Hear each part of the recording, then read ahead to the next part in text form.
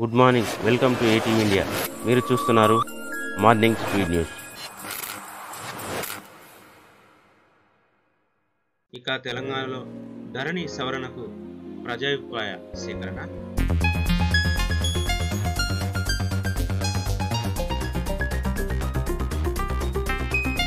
రాబోయే 90 రోజుల్లో 30,000 కొలువులు భర్తీ, సీఎం రేవంత్ రెడ్డి.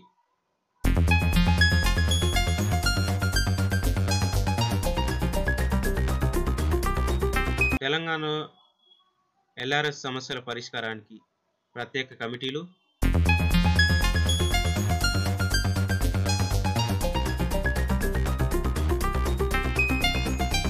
పెద్దవాగు ప్రాజెక్ట్ మరమ్మతులకు 3.5 కోట్లు మంజూరు.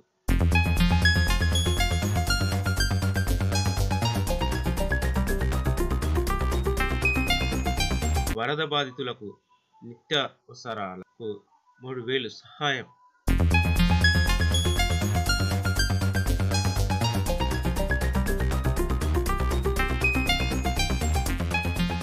తమిళనాడులో ఉధృతంగా కావేరి, 9 జిల్లాలకు హెచ్చరిక.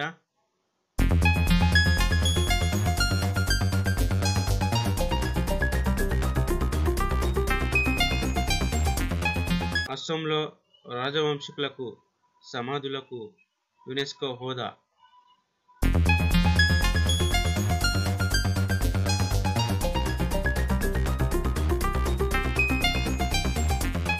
ఘనంగా సేన్ నది వేదికగా పారిస్ ఒలింపిక్స్ వేడుకలు.